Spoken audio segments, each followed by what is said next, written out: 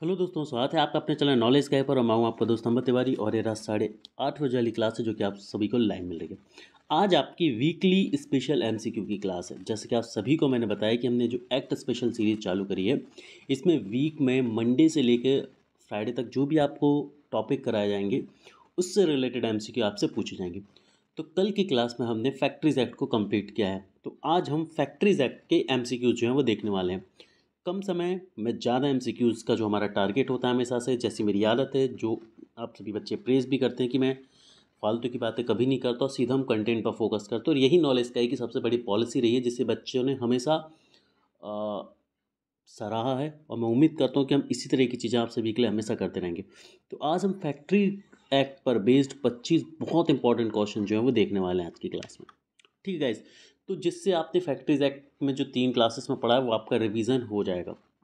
यहाँ से आपको ये भी पता चलेगा कि आपने कितनी चीज़ें जो हैं वो स्किप कर दी हैं, ये सोचकर कि इंपॉर्टेंट नहीं है। तो क्वेश्चन से जनरली आपका एक अपना एनालिसिस होता है।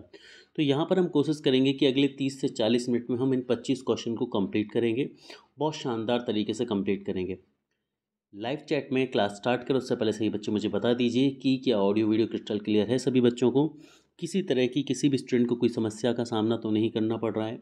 यदि स्क्रीन ब्लर दिख रही है तो वो भी आप मुझे बता सकते हैं, और ऑडियो वीडियो से रिलेटेड कोई क्वेश्चन है या कोई इशू है तो वो भी मुझे बता सकते हैं। ठीक है, तो सभी बच्चे very good evening everyone, very good evening. सभी बच्चे जल्दी से मुझे लाइव चैट के थ्रू नोटिफाई करें so that we can begin with the class today. Class के लास्ट में सही बच्चे अपने मार्क्स बता कर जाएंगे, है ना। और यदि आपने तीनों पोर्शन अच्छे से पढ़े हैं तो डेफिनेटली आपके लिए बहुत इंपॉर्टेंट सेशन होने वाला है। चलिए, तो स्टार्ट करते हैं हमारी आज की क्लास को। और आज का पहला क्वेश्चन सही प्यारे बच्चों की स्क्रीन पर ये रहा। पहला क्वेश्चन है, in which year did factories act came into force. पहला क्वेश्चन ये बोलता है कि किस साल फैक्ट्रीज एक्ट जो था वो अस्तित्व में आया था। फैक्ट्रीज एक्ट कब अस्तित्व में आया था। फोर्स का मतलब होता है कि ऑपरेशन में कब आया था। तो इस क्वेश्चन में ये लिखा हो कम इनटू फोर्स या केम इनटू फोर्स, या फिर ये लिखा हो कि ऑपरेशन में कब आया, तो दोनों का मतलब एक ही होता है। ऑप्शन आपके पास हैं। ऑप्शन ए है 23 सितंबर 1948। ऑप्शन बी है 1 अप्रैल। ऑप्शन बी है आपका 1 अप्रैल 1949। ऑप्शन सी है 4 अप्रैल 1949, या फिर ऑप्शन नंबर डी है 12 सितंबर 1948। तो इसका जो सही आंसर है दोस्तों वो है आपका ऑप्शन नंबर बी, 1 अप्रैल 1949 को जो है ये एक्ट आया था। सबसे बड़ा कन्फ्यूजन नहीं होता है, क्यों? क्योंकि इस एक्ट की यदि मैं बात करूं तो ये एक्ट को हम लिखते हैं फैक्ट्रीज एक्ट। फैक्ट्रीज एक्ट 1948 लिखते हैं हम इसको। क्या लिखते हैं हम? फैक्ट्रीज एक्ट 1948 लिखते हैं। तो यहीं पर समस्याएं जो खड़ी होती है कि 1948 देखकर बहुत सारे बच्चे क्या करते हैं, 1948 ला कर आ जाते हैं, 49 पर उनका ध्यान ही नहीं जाता। लेकिन आपको याद रखना है कि ये एक ऐसा एक्ट है जो 48 ज़रूर लगा है। बाकी इसकी जो ऑपरेशन में आने जो शुरू हुआ था ये 1949 में आना शुरू हुआ था। तो इसका जो करेक्ट आंसर होगा ऑप्शन नंबर बी होगा। आपकी स्क्रीन पर ये रहा, 1 अप्रैल 1949 इसका करेक्ट आंसर है। चलिए आगे बढ़ते हैं और क्वेश्चन नंबर सेकंड पर पहुंचते हैं। How many days in advance does the occupier of a factory premises give notice to occupancy to the chief inspector. अब ये चीज़ मैंने आपको बताई थी बहुत अच्छे तरीके से कि भाई कंपनी का जो ऑक्यूपायर है, फैक्ट्री का ऑक्यूपायर है, उसे कितने दिन पहले चीफ इंस्पेक्टर को अपना नोटिस देना होता है। 15 डेज़ पहले, 20 डेज़ पहले, 10 डेज़ पहले, या फिर 25 डेज़ पहले, कितने डेज़ पहले देना होता है। तो ये हमने क्लास 3 में देखा था, है ना। हमने क्लास 3 में देखा भाई। क्लास 3 में हमने क्या देखा था? हमने देखा था सबसे पहले सेक्शन 6। सेक्शन 6 में हमने ये देखा था कि भाई ऑक्यूपायर को चीफ इंस्पेक्टर को नोटिस देना पड़ेगा यदि वो कोई कंस्ट्रक्शन करना चाहता है, कोई फैक्ट्री ओपन करना चाहता है। ठीक है। और फिर सेक्शन 7 में हम पहुंचे थे। तो सेक्शन 7 में हमने देखा था कि ये जो नोटिस दिया जाएगा सेक्शन 6 में, उसको कितने दिन पहले देना है, ये सेक्शन 7 में डिफाइन करा गया, और वो है 15 डेज़ पहले, है ना। चीफ इंस्पेक्टर को 15 दिन पहले नोटिस देना होगा। यदि 15 दिन पहले नोटिस नहीं दिया जाता तो ना ही लाइसेंस मिलेगा और ना ही पुराना लाइसेंस रिन्यू होगा। तो इसका सही आंसर क्या होगा प्यारे बच्चों? ऑप्शन नंबर ए जो है इसका बिल्कुल सही आंसर है, 15 डेज़। ठीक है, यहाँ पर आप लोग देख सकते हैं ऑप्शन ए जो है ये इसका सही आंसर है, 15 डेज़। तो यदि ऑक्यूपायर को उस 15 दिन पहले जो है वो नोटिस देना होता है, और ये नोटिस किसे देना होता है उन्हें? ये नोटिस उन्हें देना होता है चीफ इंस्पेक्टर को। किसे देना होता है? चीफ इंस्पेक्टर को ये नोटिस दिया जाना चाहिए और 15 दिन के पीरियड में दिया जाना चाहिए।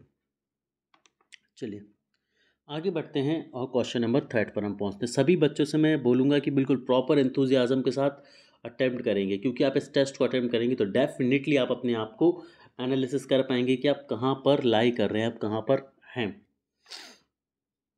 चलिए आगे बढ़ते अगले क्वेश्चन की तरफ पढ़ते हैं। अगला क्वेश्चन है what are the general duties of an occupier. अब देखिए ये मैंने आप सभी को पढ़ाया भी है, ठीक है। सेक्शन 7 में 7 का सबसेक्शन 1, फिर 7 का सबसेक्शन है और फिर 7 का सबसेक्शन भी, ये 3 सबसेक्शंस बताए मैंने आपको। सेक्शन 7 के तहत हमने ये देखा था कि भाई नोटिस दिया जाना चाहिए, है ना। 7A के तहत हमने ऑक्यूपायर की जर्नल ड्यूटीज़ को देखा था और सेक्शन 7B के तहत हमने मैन्युफैक्चरर की जर्नल ड्यूटीज़ को देखा था। तो मैं यहाँ पर रिवाइज भी करवाता जा रहा हूँ आपको बहुत अच्छे से, ठीक है। यदि आप इस क्लास को भी पढ़ेंगे तो डेफिनेटली फैक्ट्रीज एक्ट में आपको बहुत अच्छे से रिवाइज करवा दूंगा इसमें भी। तो what are the general duties of occupier, occupier के जर्नल ड्यूटीज़ क्या क्या हैं, अब मैंने आपको बहुत डिटेल में भी पढ़ाया वहाँ पर। तो ऑप्शन ए है maintenance of plant and system of work in factory are safe without risk to health, कि जो प्लांट है या जो सिस्टम है फैक्ट्री में वो बिल्कुल सेफ़ है, हेल्थ के लिए रिस्क फ्री है।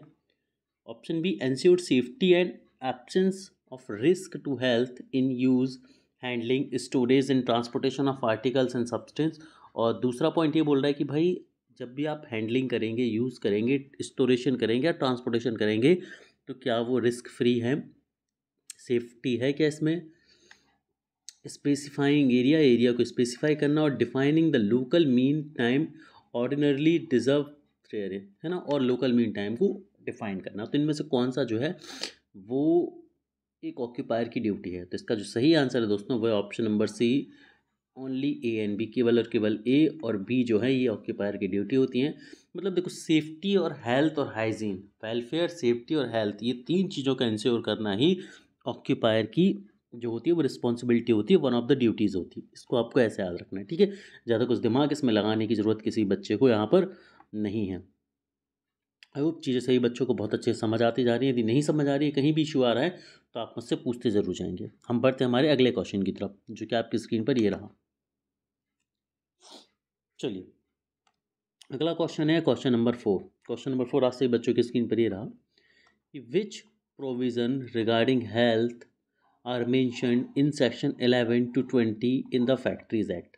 ठीक है, फैक्ट्रीज एक्ट के सेक्शन 11 से 20 में हेल्थ से रिलेटेड कौन कौन सी चीज़ें जो हैं वो डिफाइन करी गई हैं। देखिए ये क्वेश्चंस बिल्कुल शानदार तरीके से बने हुए क्वेश्चंस, ऐसा नहीं है कि मैंने इन्हें बनाया, मैंने भी इन्हें बनाया और बहुत सारी जगह से भी मैं लेकर आया हूँ, सो दैट आप लोग समझ सकें कि भाई क्वेश्चंस किस तरह से पूछे जाते हैं, जो कंटेंट आपको पढ़ाया गया है वो कितना ज़्यादा रेलेवेंट है। या आप कहीं के भी क्वेश्चन कर लेंगे, आप नॉलेज स्काई पर इंडस्ट्रियल रिलेशन की क्लास लीजिए, उसके बाद आप कहीं पर भी पढ़ लीजिए, आप पाएंगे कि भाई जो कंटेंट है वो इतना ज़्यादा रेलेवेंट है कि आप कुछ और सोच नहीं पाएंगे इसके अलावा। ठीक है, तो हम सभी ने देखा था कि भाई 3 मेन पिलर हैं, हेल्थ है, सेफ्टी है और वेलफेयर है। हेल्थ हमने देखा है भाई 11 से 20 आर्टिकल तक, सेफ्टी हमने देखी 21 से 41 आर्टिकल तक, और वेलफेयर को हमने देखा है 42 से 48 आर्टिकल या सेक्शन तक। तो ये याद होने ही चाहिए इसी ऑर्डर में। ठीक है, तो यदि हम बात करें कि भाई 11 से 20 तक के जो सेक्शन है फैक्ट्रीज एक्ट में, उनमें से हेल्थ से रिलेटेड किस किस चीज़ को कवर करा गया है। क्लीननेस को, डस्ट एंड फ्यूम्स को option B, ventilation and temperature option C, disposal of waste option number D. तो कौन सा जो है वो सही होगा। यदि आपने मुझसे पढ़ा, क्लास को ध्यान से देखा है, 3rd नंबर की क्लास को, तो आप इस क्वेश्चन का आंसर चुटकियों में कर पाएंगे। और यदि आपने नहीं देखा है तो डेफिनेटली ये क्वेश्चन आपको ट्रबल करेगा। तो इसका जो सही आंसर है प्यारे बच्चों वो option number D, all of the above. हम सभी ने देखा था क्लीननेस सबसे पहला पॉइंट था, डस्ट एंड फ्यूम्स जो था वो दूसरा पॉइंट था, वेंटिलेशन एंड टेम्परेचर चौथा पॉइंट था, और डिस्पोजल ऑफ वेस्ट 5वां पॉइंट था। ठीक है, मतलब 11, 12, 14 और 16 में इस तरह से दिया हुआ था सेक्शंस में। ठीक है, एक बार मिला लेंगे कि सेक्शन मैंने जो यहाँ बोले वो सही है क्या। ठीक है, और इसी तरह से आप बच्चों को भी याद होनी चाहिए, इसी तरह से आपको ये सारे के सारे सेक्शन जो हैं वो याद होने ही चाहिए। आगे बढ़ते हैं हम हमारे क्वेश्चन नंबर 4 की तरफ, सॉरी 5 की तरफ। 4 क्वेश्चन हो चुके हैं। मैं सभी बच्चों से बोलूँगा कि सभी को बढ़ चढ़ के लाइव चैट में अपने आंसर्स को बताने और लास्ट में अपने फाइनल आंसर को भी बता के जाओगे सभी लोग, ठीक है। तो अगला क्वेश्चन है आपका, as per the factories act after how many years should the factory premises be painted and refurbished, ठीक है। फैक्ट्रीज एक्ट के तहत हर कितने साल के समय के बाद फैक्ट्री परमाइसेस को पेंट किया जाना चाहिए और रिफर्बिश्ड किया जाना चाहिए, है ना। मतलब जो फैक्ट्री की बिल्डिंग है उसको हर कितने साल कितने इंटरवल के बाद पेंट वेंट किया जाना चाहिए, उसकी डस्टिंग वस्टिंग कर दी जानी चाहिए। 5 साल के पीरियड के बाद, 2 साल के पीरियड के बाद, 10 साल के पीरियड के बाद, या फिर एनुअली मतलब हर साल। तो क्वेश्चन बहुत सिंपल सा है कि एक फैक्ट्री को कितने साल के अंतराल में पेंट किया जाना चाहिए, लिपाई पुताई की जानी चाहिए उसकी, जैसे हम हर दिवाली पर करते हैं घर पर, ठीक है। तो फैक्ट्री के लिए ये नियम कितने सालों का बनाया गया है, 5 साल, 2 साल, 10 साल, या फिर एनुअली मतलब हर साल। तो इसका जो करेक्ट आंसर बच्चों वो है ऑप्शन नंबर ए, 5 साल। तो हर 5 साल में फैक्ट्री के परमाइसेस को पेंट किया जाना चाहिए, उसे रिफर्बिश्ड किया जाना चाहिए, ठीक है, हर 5 साल में।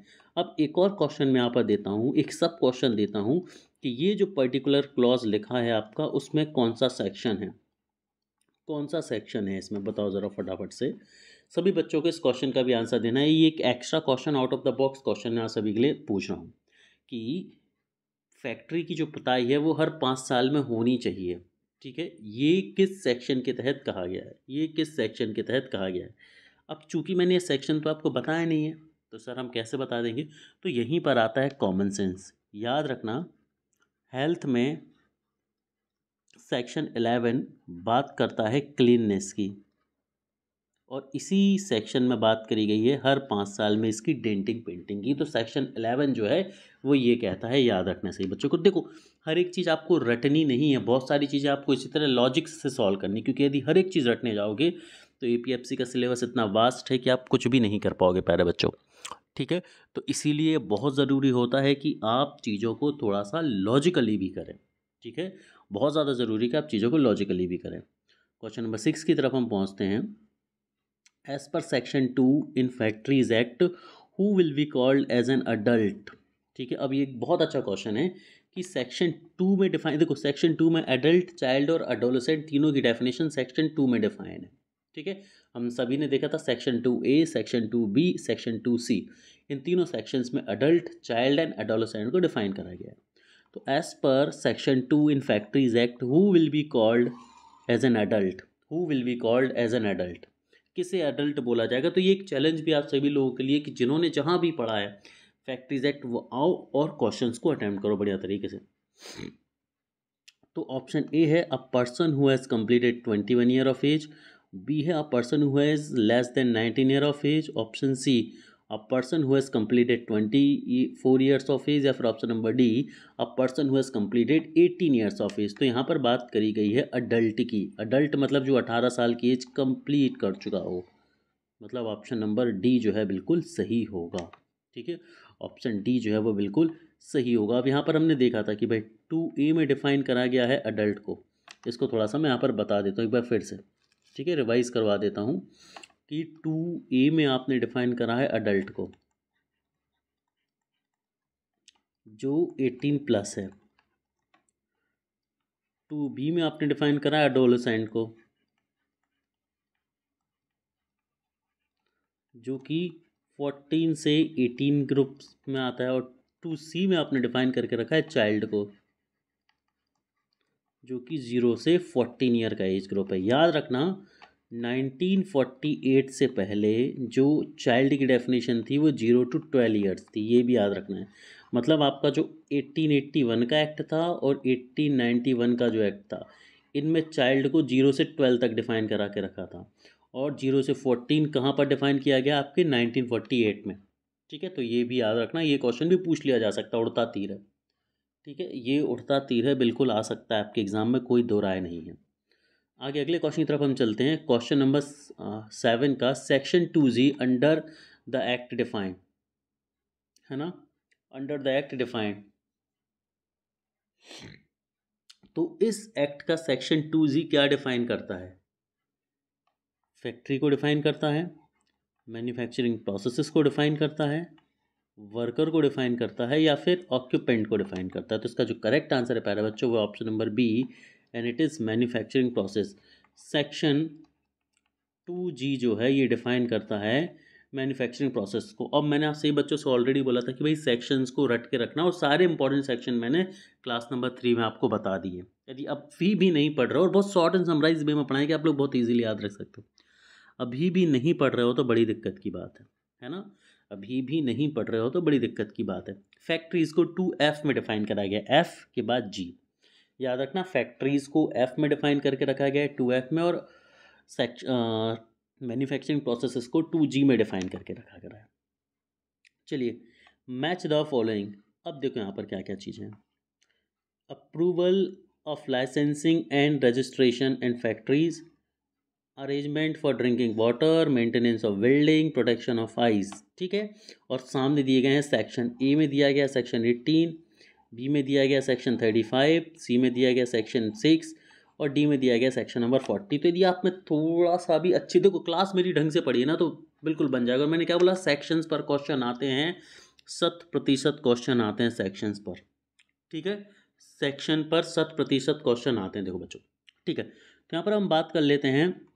देखो लाइसेंस की हमने बात करी, मैंने आपको कई बार बताया कि लाइसेंस की बात करेंगे सेक्शन सी में, लाइसेंस और रजिस्ट्रेशन की बात करेंगे सेक्शन 6 में। तो सेक्शन 6 यहाँ पर ये दिख रहा है आपको, तो भाई पहले का तो सी होना चाहिए। पहले का सी दो जगह दिख रहा है आपको, देखो यहाँ भी दिख रहा है और यहाँ भी दिख रहा है, मतलब या तो फर्स्ट आंसर या सही, या तो पहले वाला ऑप्शन ए आंसर है, ऑप्शन सी आंसर है।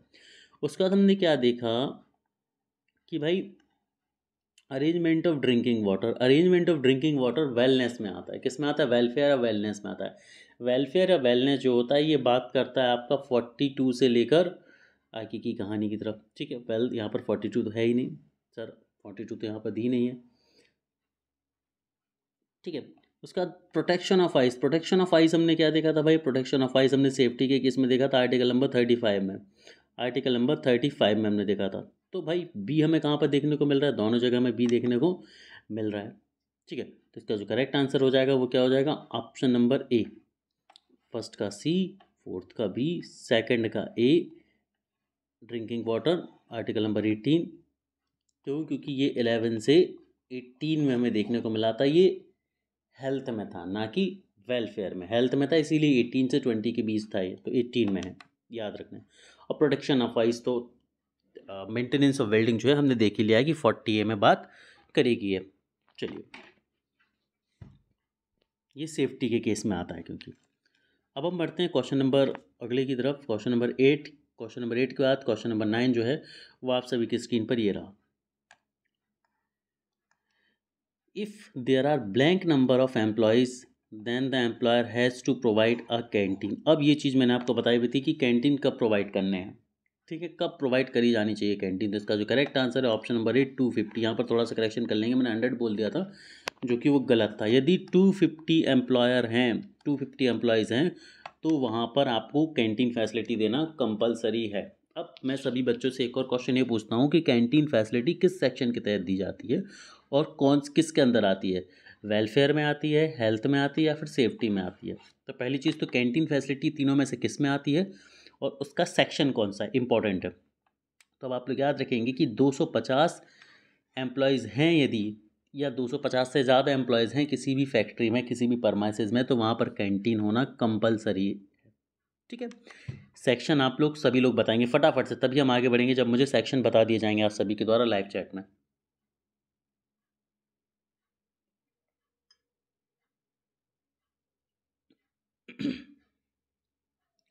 क्वेश्चन नंबर 10 पर पहुंचते हैं। क्वेश्चन नंबर 10 है, विच of the following disease is not mentioned in section 89 of factories act. ठीक है, यहाँ पर एक और चीज़ आपको याद रखनी है, क्रीज फैसिलिटी। क्रीज फैसिलिटी में कितने लोग होने चाहिए, कितनी विमेन वर्कर होनी चाहिए तब क्रीज फैसिलिटी होगी? ये क्वेश्चन भी आपको आंसर करना है। चलिए, अब यहाँ पर हम बात करते हैं कि सेक्शन 89 में किस डिसीज़ को, किस बीमारी को मेंशन नहीं करा गया है। ऑप्शन ए है एंथ्रेक्स को, ऑप्शन बी है एस्बेस्टोसिस को, ऑप्शन सी है फॉस्फोरस, या फिर ऑप्शन नंबर डी है फिनोमिन। किसे इंक्लूड नहीं करा गया? तो इसका जो करेक्ट आंसर है वो है ऑप्शन नंबर डी, न्यूमोनिया जो है इसे इंक्लूड नहीं करा गया, न्यूमोनिया को जो है इंक्लूड नहीं करा गया है सेक्शन 89 में। तो याद रखना सेक्शन 89 डील करता है डिसीज़ से, फैक्ट्री में डिसीज़ से डील कौन सा सेक्शन करता है आपका, सेक्शन नंबर 89 डील करता है। ठीक है, तो सबसे पहली चीज़ तो ये है कि जो आपको पता होनी चाहिए कि सेक्शन 89 जो है वो डिसीज़ के साथ डील करता है और ये न्यूमोनिया के बारे में कोई बात नहीं करता, न्यूमोनिया को जो है ये मेंशन नहीं करता। ये आपको याद रखना बहुत ज़्यादा ज़रूरी है, तो न्यूमोनिया को ये इंक्लूड नहीं करता। चलिए अगले क्वेश्चन की तरफ चलते हैं, and it is question number 11। ये है क्वेश्चन नंबर 11 आपका। ठीक है, यहाँ पर 1 लिख गया, 11 है। एज पर सेक्शन 94, अब यहाँ से जो क्वेश्चन है थोड़े से अच्छे लेवल के हैं, और क्योंकि यहाँ पर हम पेनल्टीज़ और अदर इंस्ट्रक्शंस के बारे में बात करने वाले हैं, एमसीक्यूज़ के बारे में। तो as per section 94, a person who repeat an offence he shall be punishable with an imprisonment for a term which may be extended up to blank year, and fine which shall not be less than 10,000 rupees but which may be extended up to blank or both। अब ये आपको बताना है। ठीक है, section 94, अब मैंने आपको बताया था 93 बताया है, आपको 96 बताया है, 96(1) बताया है ना, 6-7 तरह की पनिशमेंट बताई अलग अलग सेक्शन में, और मैं उम्मीद करता हूँ कि सभी बच्चों ने वो सेक्शंस बहुत अच्छे से देखे होंगे। देखो पेनल्टीज़ को मैंने इतने शानदार तरीके से पढ़ा दिया आपको क्लास नंबर 6 में, कि यदि आपने उन पेनल्टीज़ को अच्छे से पढ़ लिया, समझ लिया, तो आपको कुछ और करने की ज़रूरत नहीं पड़ेगी। तो इसका जो करेक्ट आंसर है वो option number A, and it is 3 years and 2 lakh rupees. Option A जो है ये बिल्कुल सही है, ऑप्शन ए है जो बिल्कुल सही है सेक्शन नंबर 94 के तहत। चलो क्वेश्चन नंबर 12 की तरफ अब हम चलते हैं। क्वेश्चन नंबर 12 आपसे क्या कहना चाहता। सही बच्चे, बिल्कुल बहुत सारे बच्चे तो हैं जो कमेंट कर रहे हैं नंबर ऑफ क्वेश्चंस के साथ, लेकिन कुछ बच्चे ऐसे जो केवल आंसर ऑप्शन बोल रहे हैं। यार क्वेश्चन का नंबर भी साथ में लिखो, सो दैट सही रहेगा, चीज़ें मुझे भी देखने में समझ आएगा कि कौन सही कर रहा है कौन नहीं। If a company has blank number of employee, then the appointment of a safety officer is mandatory under the Factories Act. If a company has blank number of employee, then the appointment of a safety officer is mandatory under the Factories Act।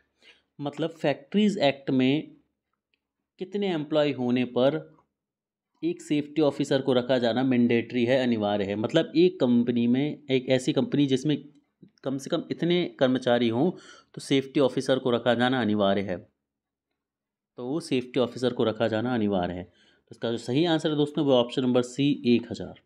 यदि किसी भी factory के परमाइसिस में 1000 worker काम करते हैं, तो ये कंपलसरी है उस फैक्ट्री के लिए कि आप एक सेफ्टी ऑफिसर की अपॉइंटमेंट करेंगे।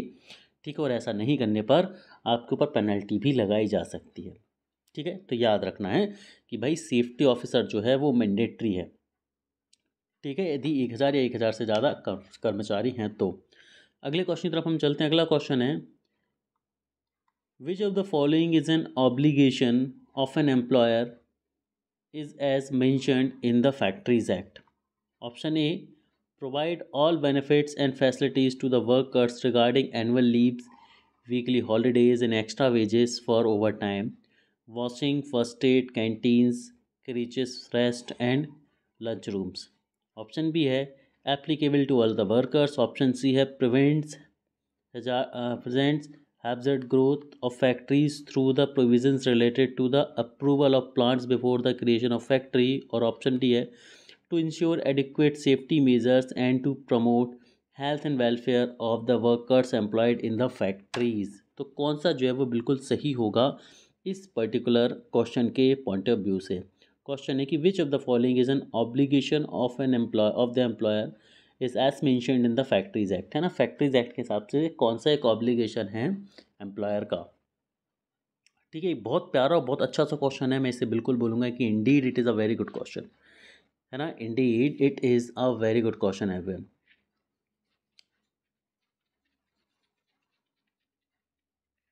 चलिए, तो इसके लिए हम सही आंसर की बात करें तो इसका जो सही आंसर है वो है option number B, and it is only A. Option number B, and it is only A. A में क्या दिया है कि भाई सारे के सारे बेनिफिट जो है वो वर्कर्स को प्रोवाइड कराने होंगे, जैसे एनुअल लीव्स हैं, वीकली हॉलीडेज़ हैं, एक्स्ट्रा वेजेस हैं यदि वो ओवर टाइम कर रहा है तो, washing facilities, first aid facilities, canteen facilities, creches facilities, इस तरह की सारी चीज़ें। ठीक है, ये क्या हैं, ऑब्लिगेशंस हैं। ठीक है, and they are very very very important for an occupier to maintain.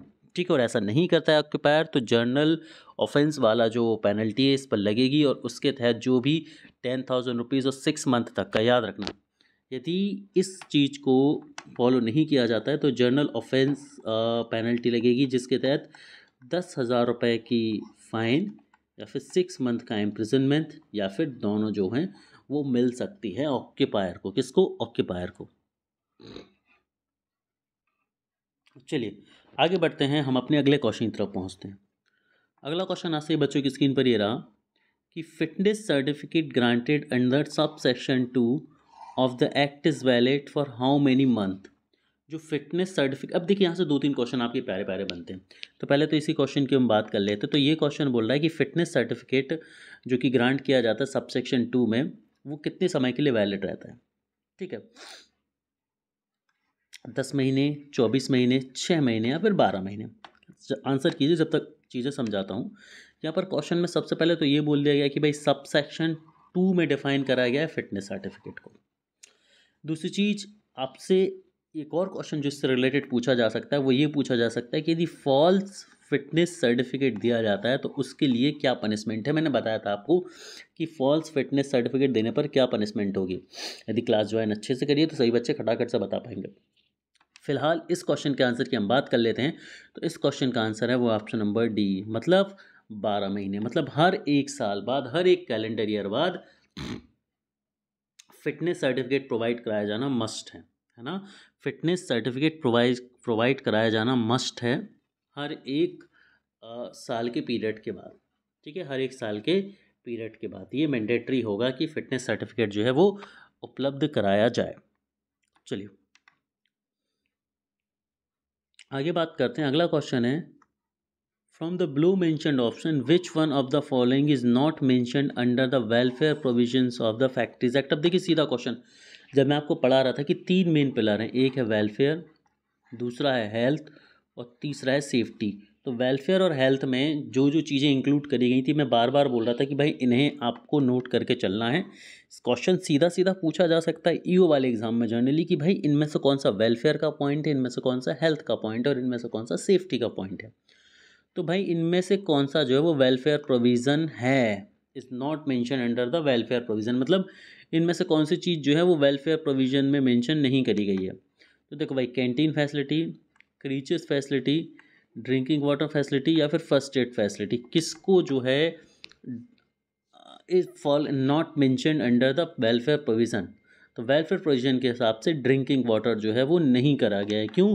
क्योंकि ड्रिंकिंग वाटर को हमने कहाँ पर देखा है, ड्रिंकिंग वाटर को हमने देखा है हेल्थ वाले प्रोविज़न में।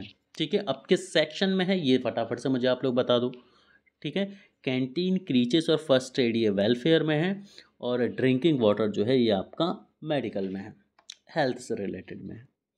ठीक है, आई होप सही बच्चों को चीज़ें यहाँ तक बहुत अच्छे से समझ आ रही होंगी। यदि चीज़ें समझ आ रही हैं तो एक बार प्लीज़ वीडियो को लाइक ज़रूर करें सभी लोग। अगले क्वेश्चन की तरफ हम पहुँचते हैं कि which section of this act covers the topic annual leave with wages. Leave with wages,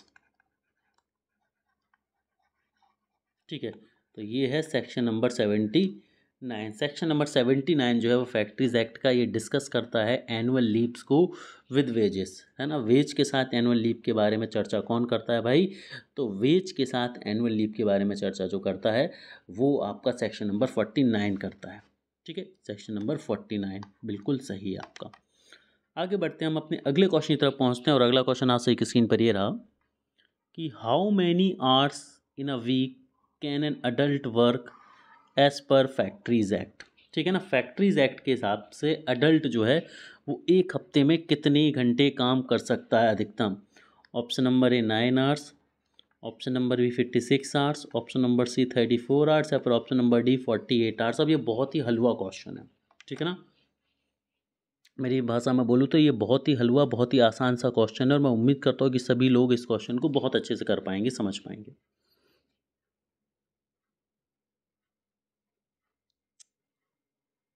ठीक है, तो यदि हम इस पर्टिकुलर क्वेश्चन की बात करें तो इसका जो सही आंसर है वो ऑप्शन नंबर डी 48 आवर्स। अधिकतम और 48 आवर्स के बाद एक दिन का ऑफ मिलना जरूरी है, जिसे हम वीकेंड बोलते हैं। ठीक है, याद रखना चाइल्ड के लिए 4.5 आवर्स पर डे डिफाइन करा गया। उस हिसाब से 6 दिन होते हैं, तो 6 × 4 = 24 और 3 = 27 आवर्स एक हफ्ते में। ठीक है, तो यदि पूछ लिया जाए कि भाई एडल्ट के लिए एक हफ्ते में कितना काम करा सकते हैं आप, 48 घंटे, और चाइल्ड से एक हफ्ते में आप कितना काम करा सकते हैं, तो एक चाइल्ड से एक दिन में 4.5 घंटे काम कराया जा सकता है फैक्ट्रीज एक्ट 1948 के तहत।